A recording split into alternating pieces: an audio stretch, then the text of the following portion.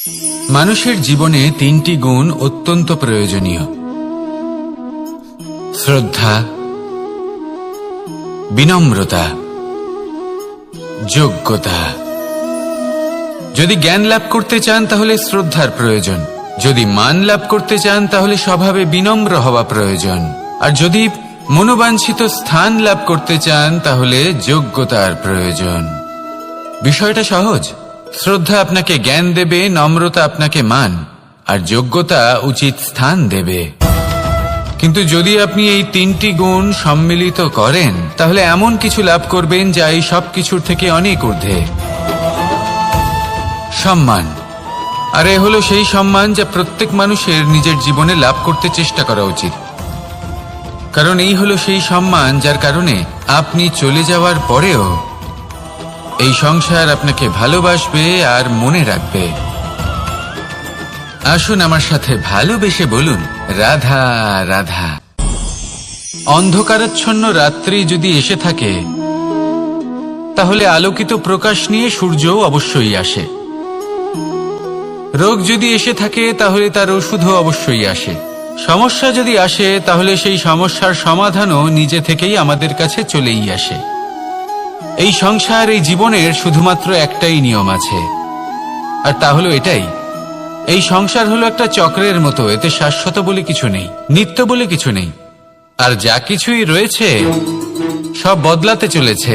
যদি আপনার জীবনে দুঃখ থাকে, সমস্যা থাকে, যদি আপনি বিপদ দ্বারা আচ্ছন্ন, তাহলে মনে রাখবেন সবকিছু বদলে যেতে চলেছে। দুঃখের সময় কাঁদবেন না, মনকে আরো দুঃখী করে তুলবেন না, কারণ এখানে যা কিছুই এসেছে তা যাওয়ার জন্যই এসেছে। তাহলে এত চিন্তা কিসের? আনন্দ সহকারে জীবন যাপন করুন আর আমার সাথে ভালোবেসে বলুন, রাধা রাধা। রাত্রিবেলায় যখন আলোকিত জোনাকিদের দেখেন তখন মন প্রসন্ন হয়ে ওঠে। এদের দেখতে খুবই সুন্দর লাগে। আর এমন ঠিক কেন হয়? প্রথম হলো এটাই যে রাতের বেলায় চতুর্দিক অন্ধকারাচ্ছন্ন থাকে। এমত অবস্থায় যদি আমরা কোথাও একটু প্রকাশ দেখি তাহলে সেটাই আশার কিরণের ন্যায় মনে হয়। সেই প্রকাশই আমাদের মন প্রসন্ন করে তোলে। আর সেই জন্য যে সকল মানুষ রাতের বেলায় কোনো জোনাকি দেখতে পান তারা প্রসন্ন হয়ে যান। এবার কখনো কখনো জীবনে আমাদের মনে হয় যে চতুর্দিকে শুধুমাত্র অন্ধকারই হয়ে আছে। প্রত্যেকেরই তা কখনো মনে হয়। আর তখনই আমাদের নিরাশ হলে চলবে না, আমাদের দুঃখী হলে চলবে না।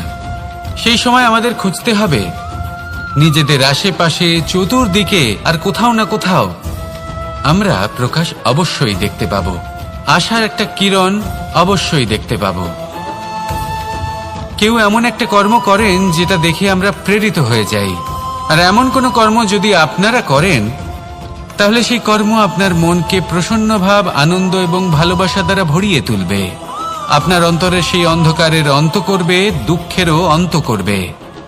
আর এই মন প্রসন্ন ভাব নিয়ে বলবে, রাধা রাধা। মনুষ্য জীবনের সবথেকে বেশি গুরুত্বপূর্ণ বিষয় হল মনের একাগ্রতা। এই সংসারের যে কটি মহান কার্য সম্পাদন হয়েছে তা হল মনের এই একাগ্রতার একমাত্র ফল। আপনি অবশ্যই দেখে থাকবেন অনেক ছোট বড় নদী যা বয়ে চলে তাদের সামনে একটা বাঁধ নির্মাণ করা হয় সেই সব নদীর জল সঞ্চয় করতে। বাঁধ হয়ে গেলে প্রয়োজন মতো বা মনের ইচ্ছে মতো তাকে ব্যবহার করা সম্ভব। এবার এটাই আমাদের মনের সাথেও সম্ভব। আমাদের মনের একাগ্রতা আজকের দিনে দাঁড়িয়ে বিভিন্ন ধরনের বিকার, ক্রীড়া এবং ভোগের মধ্যে ভাগ হয়ে গেছে। একে একত্রিত করতে হবে, একটা বাঁধ নির্মাণ করতে হবে, কর্মের বাঁধ। আপনাকে শুধু এটাই করতে হবে, যেটা উচিত কর্ম সেটাই করুন, যেটা অনুচিত কর্ম সেটা করা থেকে নিজেকে বিরত রাখুন। ব্যাস, এই কাজটাই আপনি করতে থাকুন, করতে থাকুন। মনের মধ্যে একাগ্রতার বাঁধ নির্মাণ করুন। আর একবার যদি তা নির্মাণ হয়ে যায় তাহলে যখন চাইবেন, যেখানে চাইবেন, যতটা চাইবেন একাগ্রতা প্রয়োগ করতে পারবেন। আর একবার যদি আপনি এটা শিখে যান তাহলে এই সংসারকে বদলে ফেলার মতো কাজ আপনি করতে পারবেন, সমাজকে শোধরাবার মতো কাজ করতে পারবেন। তাহলে এই মনকে একাগ্র করুন আর আমার সাথে ভালোবেসে বলুন, রাধা রাধা। বনের মধ্যে যদি আপনি কোনো বিষাক্ত সাপ দেখেন তাহলে কি করবেন? আপনি তখনই তার থেকে দূরে পালাতে চেষ্টা করবেন। আর এটা কেন করবেন?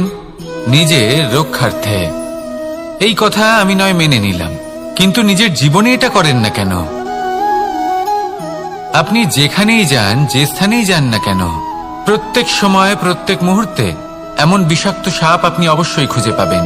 আর সেই সাপ নয় যাদের আপনি বনে খুঁজে পাবেন, এরা হলো সেই সাপ যা আপনাকে পাপ করতে বাধ্য করবে। আপনার অন্তরের বাসনা, ক্রোধ, অহংকার, লোভ, ঈর্ষা এদের বৃদ্ধি ঘটাবে।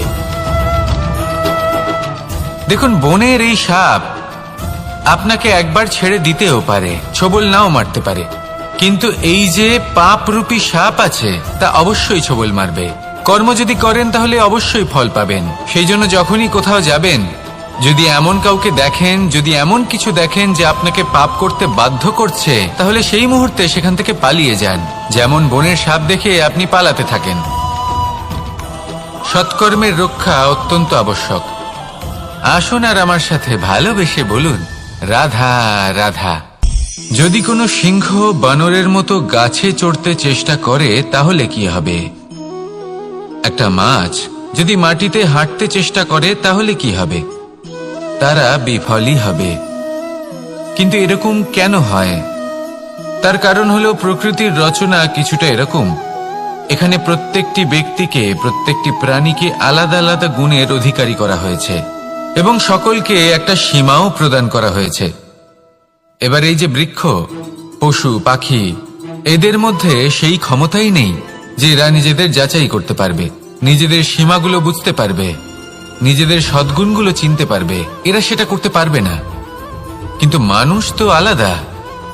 মানুষের কাছে সেই বিশেষ শক্তি আছে যে তারা পূর্ণরূপে নিজেদের যাচাই করতে পারবে, নিজেকে পূর্ণরূপে বুঝতে পারবে, নিজের দোষ, নিজের অপগুণ, নিজের সদ্গুণ, নিজেদের সীমাগুলো তারা বুঝতে পারবে। আর এটা অত্যন্ত গুরুত্বপূর্ণ। কথায় আছে যে যদি সাফল্য লাভ করতে হয় তাহলে নিজেকে যাচাই করে নিতে হবে।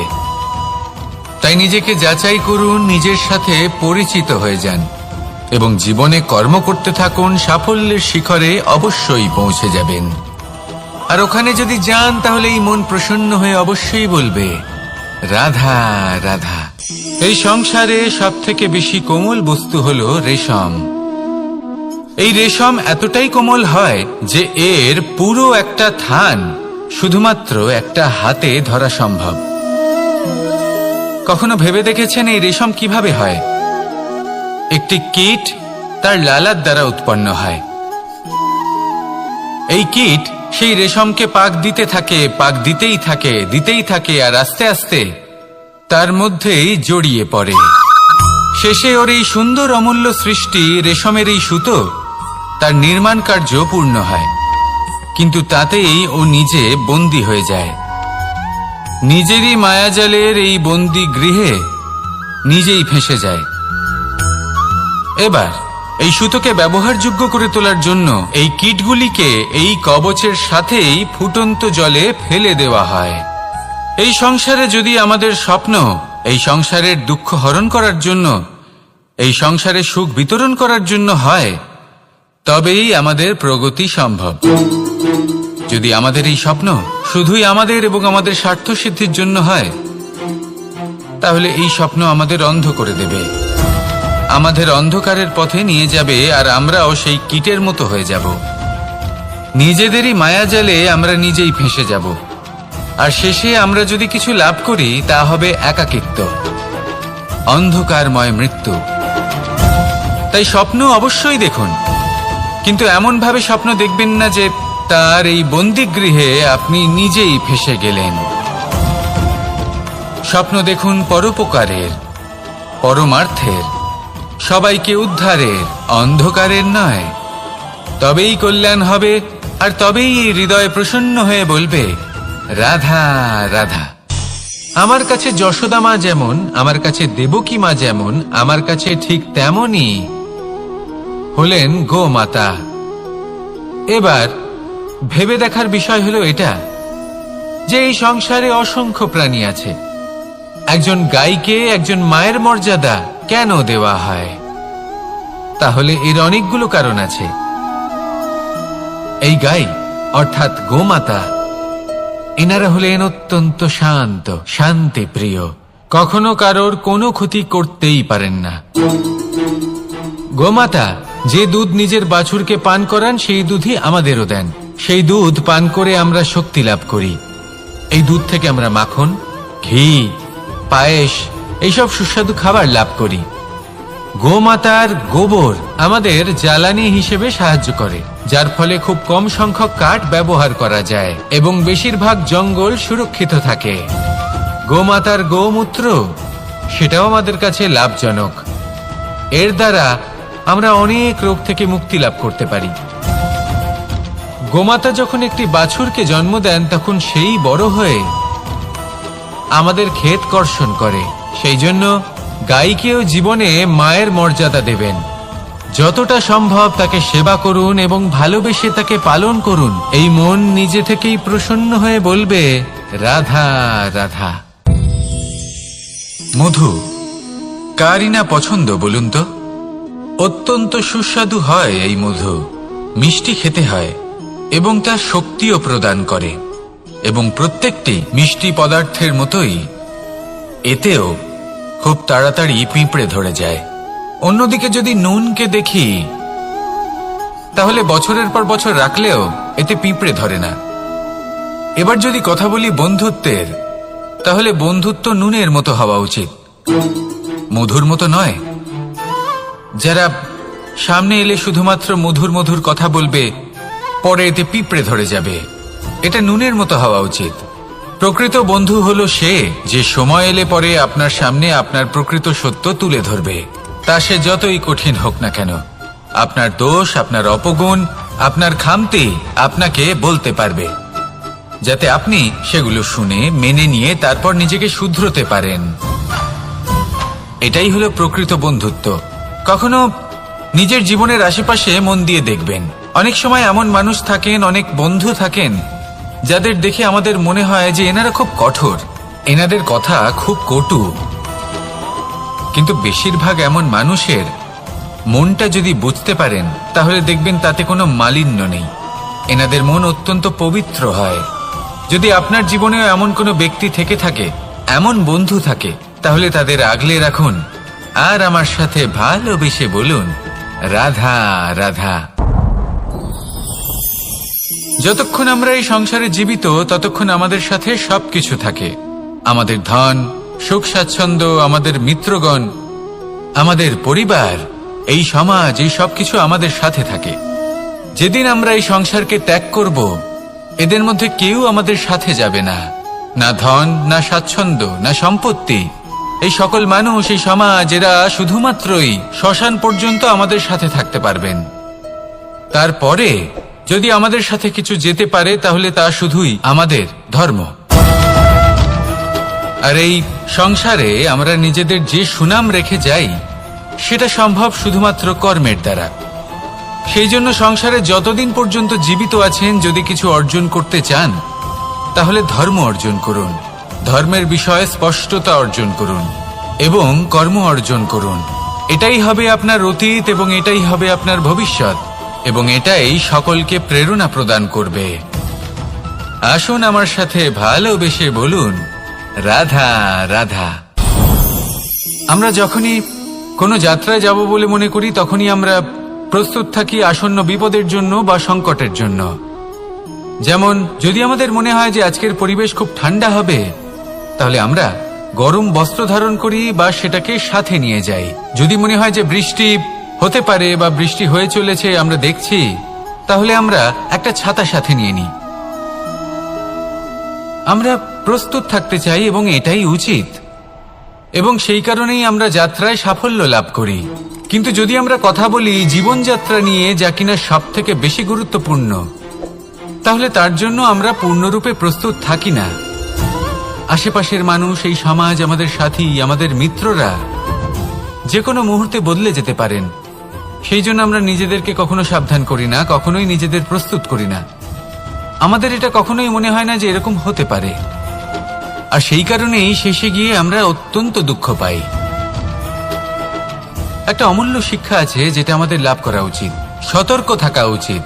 এই জীবনযাত্রার জন্য শুধুমাত্র এই পরিবেশের বিষয়ে তথ্য সংগ্রহ করা বা তাকে অনুমান করা এটুকু হলেই চলবে না। আমাদের আশেপাশের মানুষজনকে দেখতে হবে, তাদের স্বভাব পরিস্থিতির ওপর নজর রাখতে হবে। যখন তারা রং পাল্টাচ্ছেন নজর রাখতে হবে, তা অত্যন্ত আবশ্যক।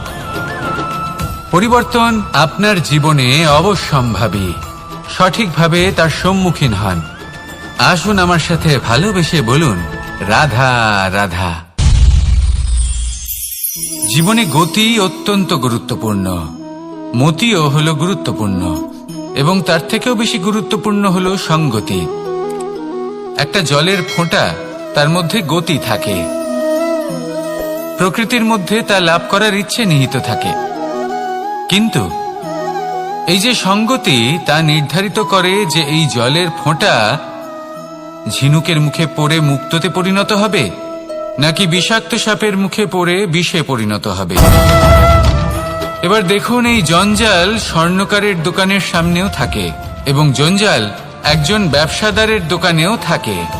কিন্তু জঞ্জাল যা স্বর্ণকারের দোকানে থাকে তা ব্যবসাদারের দোকানের জঞ্জালের থেকে অনেক বেশি মূল্যবান, কারণ তার মধ্যে সোনার কণার সঙ্গতি থাকে। সেই জন্য জীবনে সঙ্গতির উপর বিশেষ গুরুত্ব দেবেন। যেমন সঙ্গতি তেমনই আপনি হবেন। আসুন আমার সাথে ভালোবেসে বলুন, রাধা রাধা। দিশা আমাদের পথ প্রদর্শন করে, আর আমরা এই দিশার মধ্যেও পবিত্র অপবিত্র, শুভ অশুভ জিনিস খুঁজে পাই। কিন্তু প্রশ্ন হলো এটাই যে সত্যি কি এই দিশা পবিত্র বা অপবিত্র হয়, শুভ বা অশুভ হয়? সত্যি কথা বলতে দিশা শুধুই একটা দিক মাত্র, কিন্তু সেই দিকে যে ব্যক্তি থাকেন তার কর্ম হয় শুভ হয়, নয় অশুভ হয়। যেমন ধরুন সূর্য, সূর্য যাকে ছাড়া আমাদের জীবন চলতে পারে না, উনি উদিত হন পূর্ব দিক থেকে, এবং এই কারণে সূর্য মহান নন বা পবিত্র নন যে উনি পূর্ব দিক থেকে উদিত হন। উনি এই কারণে মহান কারণ উনি আমাদের সকলকে প্রকাশ প্রদান করেন, এবং পূর্ব দিক এই কারণে মহান কারণ সেদিক থেকে সূর্যোদয় হয়।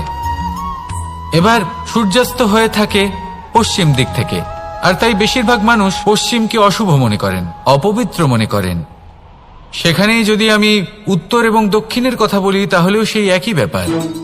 উত্তর দিকে যদি আমরা কখনো যাত্রা করতে চাই, তাহলে আমরা নিঃসংকোচে কোনো ভাবনা চিন্তা ছাড়াই যাত্রা করতে পারি। সেখানেই দক্ষিণ দিকে যদি আমরা যাত্রা করতে চাই, তাহলে আমরা শুভ মুহূর্ত খুঁজি। কারণটা কি? কারণ উত্তর দিকে হিমালয় পর্বত আছে, যেখানে আমরা জড়িবুটি খুঁজে পাই, যেখান থেকে পবিত্র নদী প্রবাহিত হয়। সেখানেই দক্ষিণ দিকে আছে বিশাল নোনা জলের সাগর।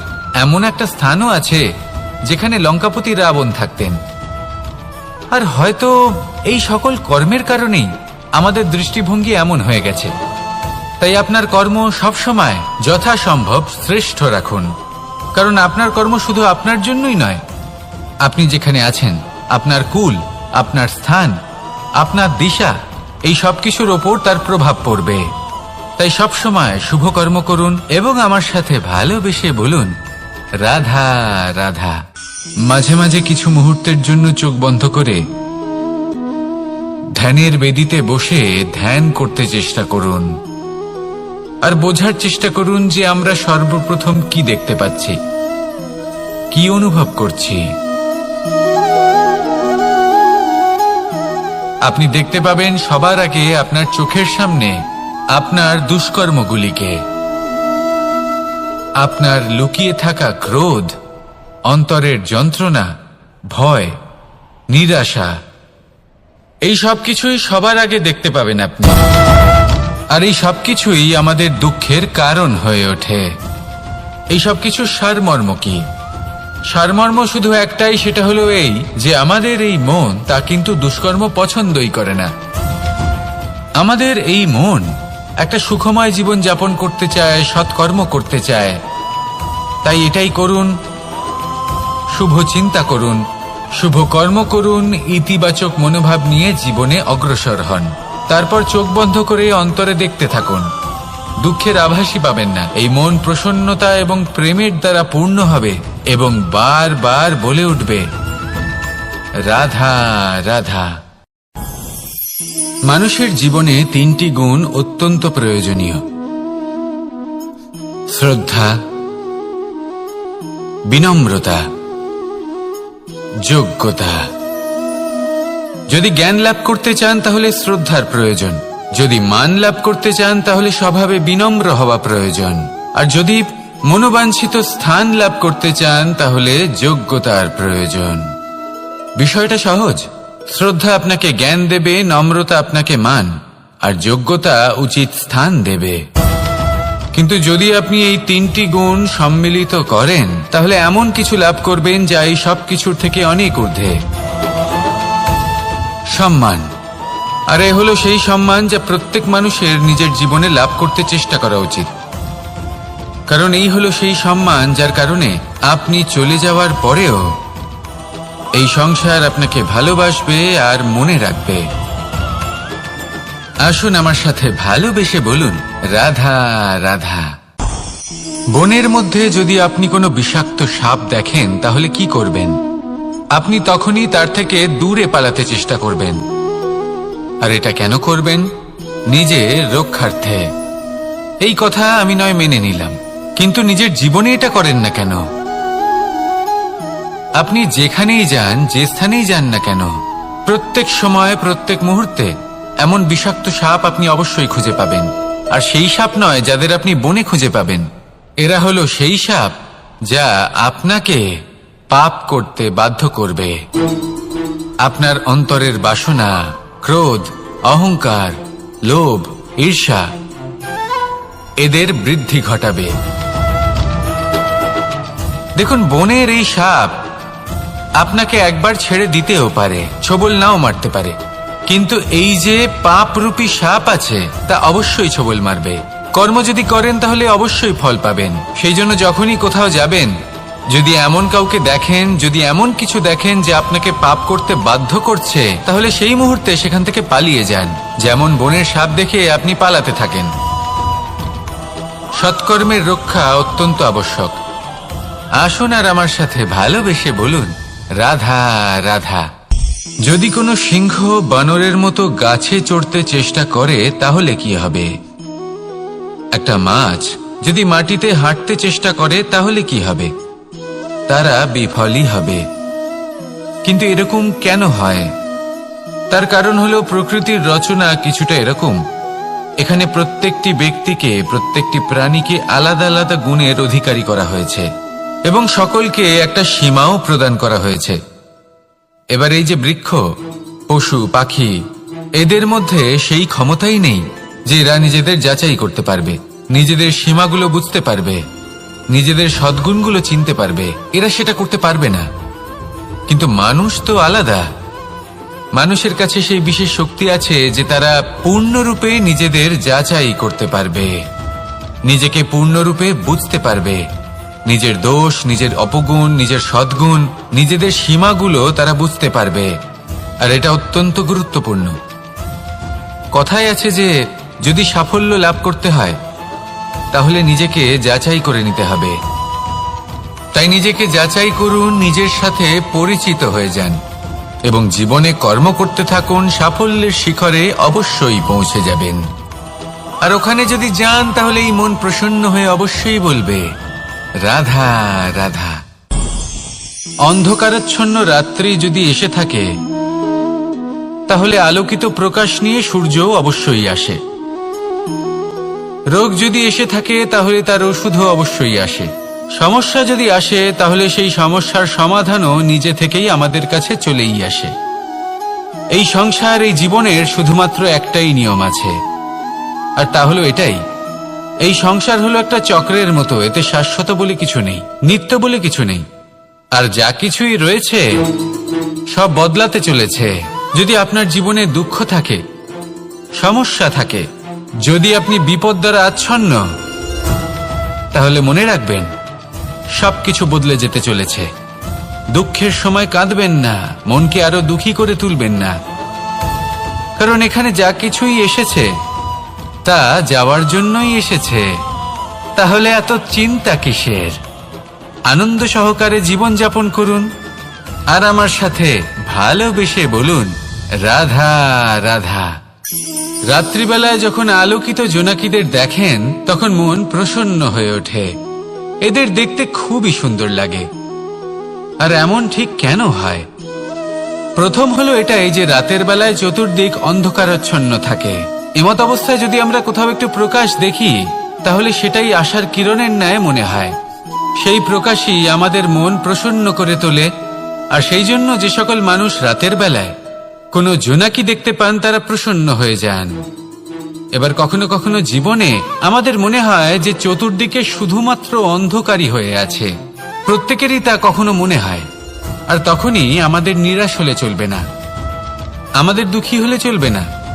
সেই সময় আমাদের খুঁজতে হবে নিজেদের আশেপাশে চতুর্দিকে আর কোথাও না কোথাও আমরা প্রকাশ অবশ্যই দেখতে পাব, আশার একটা কিরণ অবশ্যই দেখতে পাব। কেউ এমন একটা কর্ম করেন যেটা দেখে আমরা প্রেরিত হয়ে যাই।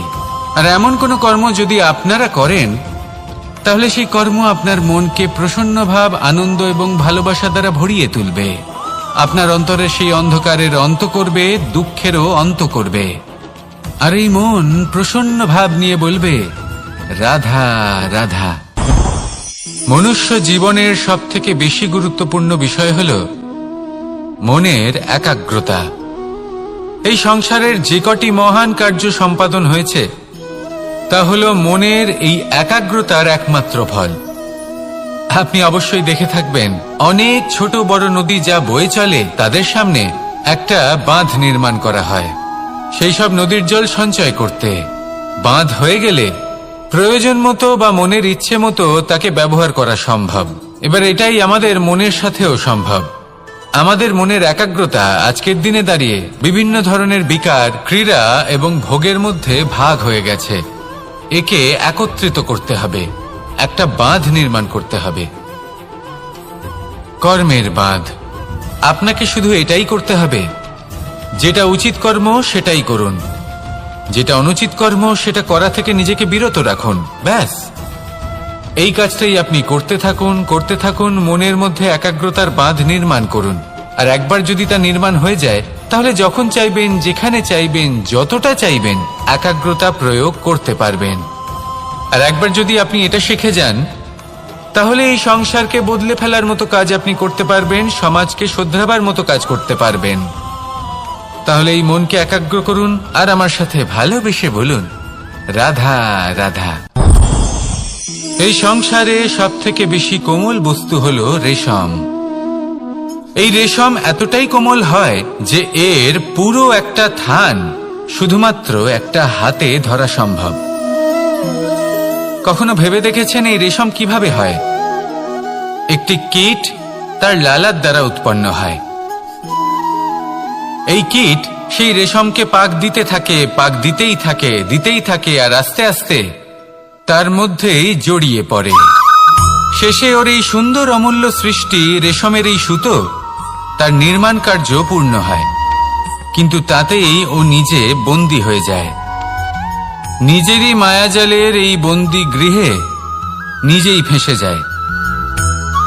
এবার এই সুতোকে ব্যবহারযোগ্য করে তোলার জন্য এই কীটগুলিকে এই কবচের সাথেই ফুটন্ত জলে ফেলে দেওয়া হয়। এই সংসারে যদি আমাদের স্বপ্ন এই সংসারের দুঃখ হরণ করার জন্য, এই সংসারে সুখ বিতরণ করার জন্য হয়, তবেই আমাদের প্রগতি সম্ভব।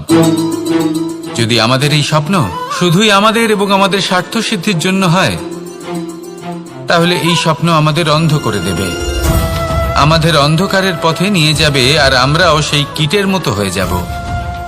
নিজেদেরই মায়াজালে আমরা নিজেই ফেঁসে যাব।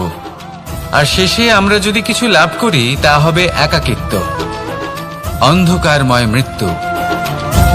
তাই স্বপ্ন অবশ্যই দেখুন, কিন্তু এমন ভাবে স্বপ্ন দেখবেন না যে তার এই বন্দিগৃহে আপনি নিজেই ফেঁসে গেলেন।